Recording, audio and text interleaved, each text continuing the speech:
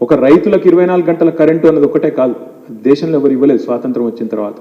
మొట్టమొదటిసారి రైతులకు 24 గంటలు ఉచిత విద్యుత్ ఇచ్చింది వ్యవసాయానికి కేసీఆర్ గారు. ఈ ఇళ్లల్లో జనరేటర్లు బంద్ అయినాయి, ఇన్వర్టర్లు బంద్ అయినాయి. అసలు కరెంటు కోత అంటే ఎట్లుంటుందో ఈ తరం పిల్లలకు, మీ పిల్లలకు గెలవం కూడా లేదు.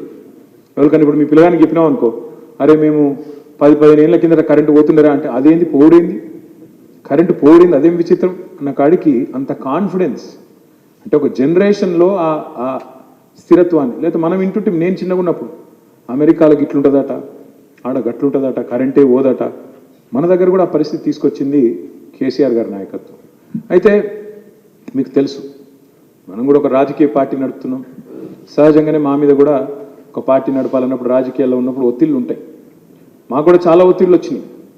ఏమని, ఇంత పెద్ద ఎత్తున మీరు పెట్టుబడి పెడుతున్నారు కదా, దాదాపు 1,00,000 కోట్లు పెడుతున్నారు విద్యుత్ ఉత్పత్తిలో, మరి ఈ ఆర్డర్లన్నీ కూడా మీరు ప్రైవేట్ సెక్టర్ వాళ్ళకి ఇస్తే మీ పార్టీకి కూడా లాభం జరుగుతుంది, మీకు కూడా లాభం జరుగుతుంది అని చెప్పి ఒత్తిళ్ళు తెచ్చిన వాళ్ళు చాలామంది ఉన్నారు.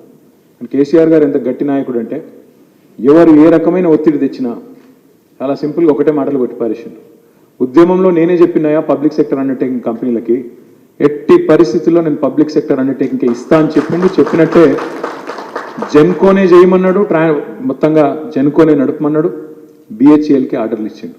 ఇలా దాని మీద కేసీఆర్ మీద ఎంక్వైరీ చేస్తాను. ఎందుకు బిహెచ్ఈఎల్ను బతికించినందుకు, మీరేమో కేసీఆర్ బిహెచ్ఈఎల్ను బతికించిండని మీరు అంటున్నారు. ఇలా దాని మీద కేసీఆర్ మీద ఒక ఎంక్వైరీ నడుస్తాను. నువ్వు ఎందుకు చంపలే బిహెచ్ఈఎల్ను, చంపకుండా ఎందుకు కాపాడినావు? పబ్లిక్ సెక్టర్ను చంపేయాలి కదా, మనము ప్రైవేట్ వానికి సంపద పెంచాలి కదా, అదానీలు అంబానీలను కుబేర్లను చేయాలి. నువ్వెందుకు బిహెచ్ఈఎల్ను బతికించినావు, నువ్వెందుకు జెన్కోన్ బతికించినావు అని ఇలా కేసీఆర్ మీద ఎంక్వైరీ నడుస్తుంది. ఇది వాస్తవం, ఇది అక్షర సత్యం. కానీ ఒక బిహెచ్ఈఎలే కాదు కేసీఆర్ గారు కాపాడింది. మీరు దయచేసి యాద పెట్టుకోండి. సింగరేణి మనం వచ్చినాడు ఎట్లుండే, ఇవాళ ఎట్లుందో ఒకసారి చూడండి. చరిత్రలో ఎన్నడూ లేనంత పెద్ద ఎత్తున లాభాలు. జనరల్గా ఒక అపప్రద ఉంది పబ్లిక్ సెక్టర్ కంపెనీల మీద. పబ్లిక్ సెక్టర్ కంపెనీలు ప్రైవేట్ రంగంతో పోలిస్తే అండర్ పర్ఫార్మింగ్ అంటారు. మీరు చూడండి, చాలామంది కేంద్ర మంత్రులు కూడా మాట్లాడేటప్పుడు టక్మని అనేస్తారు, ఏం చేస్తామండి మనం వాళ్ళతో పోటీ పడలేకున్నాం ప్రైవేట్ రంగంతోనండి. కానీ గుర్తు తెచ్చుకోండి, సింగరేణి కేసీఆర్ గారి నాయకత్వంలో హైయెస్ట్ పిఎల్ఎఫ్ ఉన్న థర్మల్ పవర్ స్టేషన్ ఎక్కడుండే అంటే మన సింగరేణి థర్మల్ పవర్ స్టేషన్ 84-90% పిఎల్ఎఫ్తో నడిపించిండు కేసీఆర్ గారు. ఎందుకంటే మనసుంటే మార్గం ఉంటుంది. పబ్లిక్ సెక్టర్ అయినా కూడా ప్రైవేట్ సెక్టర్ కంటే మెరుగ్గా కేసీఆర్ గారి స్వప్నం ఎంత పెద్దదంటే, ఆయన విజన్ ఎంత పెద్దదంటే, ఒక దశలో జగదీష్ రెడ్డి గారికి చెప్పిండు, సింగరేణి మన కాడిని ఎందుకు చేయాలనయా, మీరెందుకు ఓరు ఇండోనేషియాకు, మీరెందుకు ఓరు ఆఫ్రికాకు, మీరెందుకు మైనింగ్లో దిగరు, మన పబ్లిక్ సెక్టర్ కంపెనీ వేరే దేశాలకు పోయి ఎందుకు చేయొద్దు అని చెప్పి గంత పెద్దగా ఆలోచించిండు కేసీఆర్ గారు. మాకు ఇంకో దశలో చెప్పిండు, నేను ఇండస్ట్రీస్ మినిస్టర్, ఆయన ఎనర్జీ మినిస్టర్, మా ఇద్దరిని పిలిచిండు రోజు. కేంద్ర ప్రభుత్వం వాళ్ళు పెట్టేటట్టు లేరు బయ్యారం స్టీల్ ప్లాంటు, మన సింగరేణితో ఎందుకు పెట్టియద్దు అన్నాడు. కేసీఆర్ థింకింగ్ ఎట్లుంటుందంటే పబ్లిక్ సెక్టర్ కంపెనీల గురించి ఒక గట్లుంటుంది ఆ స్థాయిలో. ఎందుకు అదే బయ్యారాన్ని మనం కూడా ఓ జేఎస్డబ్ల్యూకో, ఓ టాటా స్టీల్కో, ఒక ఆర్సిలార్ మిట్టల్కో మనం ఇచ్చుకోరాదా? మాకు సంబంధాలు లేవా వాళ్ళతో? నేను ఇండస్ట్రీస్ మినిస్టర్ వాళ్ళు అందరూ నాకు తెలుసు, జిందాల్ తెలుసు, టాటా తెలుసు, నాకు ఆదిత్య మిట్టల్ తెలుసు, లక్ష్మీ మిట్టల్ తెలుసు, అందరూ తెలుసు. కానీ కేసీఆర్ గారి దగ్గరికి ఆ ప్రతిపాదన ఇట్లా వచ్చింది సార్, నన్ను డావోస్లో కలిసిండ్రు, మరి ఇట్లా అంటూరు స్టీల్ ప్లాంట్ పెడతారట సార్ అంటే ఒక్కటే మాట అన్నాడు, పెడితే సెయిల్ని పెట్టుమను, పెడితే ఎన్ఎండిసిని పెట్టుమను, లేదా మీకు శాతనైతే సింగరేణితో పెట్టుండ్రి.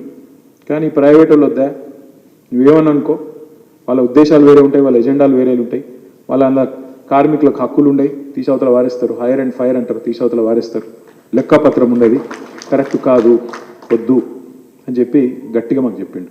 అది మాత్రమే కాదు, ఒక సింగరేణి, ఒక బిహెచ్ఈఎల్ కాదు, కేసీఆర్ గారు భారతదేశంలో, స్వతంత్ర భారతదేశంలో ఎవరు చేయని గొప్ప పని చేసిండు. రైతులకు 24 గంటల కరెంట్ ఇవ్వడమే కాకుండా, పెట్టుబడి ఇవ్వడమే కాకుండా, రుణమాఫీ చేయడమే కాకుండా, సకాలంలో ఎరువులు విత్తనాలు ఇవ్వడమే కాకుండా, బ్రహ్మాండమైన ప్రపంచంలోనే అతిపెద్దదైన లిఫ్ట్ ఇరిగేషన్ ప్రాజెక్టు కట్టడమే కాకుండా, కాళేశ్వరం లాంటి ప్రాజెక్ట్ కట్టడమే కాకుండా ఇంకొక అద్భుతమైన పని చేసిండు. నిజంగా మాకు మనసు నిండా మాకు నాయకులకు ఆనందాన్ని ఇచ్చిన పని, రైతు బీమా అనే పథకం తెచ్చిండు. ఒక రైతు ఎట్లా చచ్చిపోయినా, న్యాచురల్ డెత్ అయినా సరే ఒక 5 లక్షల రూపాయలు ఇచ్చే ఒక కార్యక్రమం.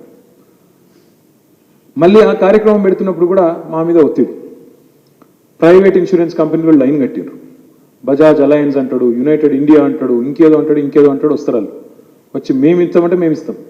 ఇక మాకు అందరికి మా ఒక్కొక్క మంత్రిని పట్టుకొని ఒక్కొక్కరు సార్ మాకు జర పరిచయం చేయండి సార్ అగ్రికల్చర్ డిపార్ట్మెంట్. కేసీఆర్ గారు ఒక్కటే చెప్పాను క్యాబినెట్ మీటింగ్లో, సమస్యనే లేదా? మన దేశంలో ఇన్సూరెన్స్ అంటేనే ఎల్ఐసి. ఎవడు ఇన్సూరెన్స్ చేసినావా అని కూడా అన్నాడు, ఎల్ఐసి చేసినావా అంటారు. నువ్వు గిన్నె చేసినావా గన్ల చేసినావా అని ఎవడు మాట్లాడాడు. అది ఉంటుంది చూడు, మనం బట్టలు ఉతికే సబ్బు అంటే రిన్ సబ్బు అంటారు తప్ప ఈ సబ్బు ఆ సబ్బు అన్నారు, రిన్ సబ్బే అంటారు. గట్లే ఇన్సూరెన్స్ చేసినావా అన్నారు, ఎల్ఐసి చేసినావా అంటారు. కాబట్టి మనం ఎల్ఐసికే ఇద్దాం తప్ప ఇంకోళ్ళకి ఎవరికి ఇచ్చే సమస్యనే లేదని చెప్పి ఎల్ఐసిని కాపాడింది. ప్రతి సంవత్సరం 1450 కోట్ల రూపాయలు ఎల్ఐసికి ఇచ్చి దాదాపు 70 లక్షల మంది రైతులకు ఇన్సూరెన్స్ పాలసీ తీసుకొచ్చిన నాయకుడు కేసీఆర్ గారు. నాకు తెలిసినంత వరకు ఎల్ఐసికి అతిపెద్ద కస్టమర్ ఎవడు ఈ దేశంలో అంటే ఈరోజు తెలంగాణ ప్రభుత్వమే అయి ఉంటుంది, కేసీఆర్ గారి నాయకత్వంలో తీసుకున్న నిర్ణయం వల్ల. గట్ల 1-2 కంపెనీలు కాదు పబ్లిక్ సెక్టర్ కేసీఆర్ కాపాడింది.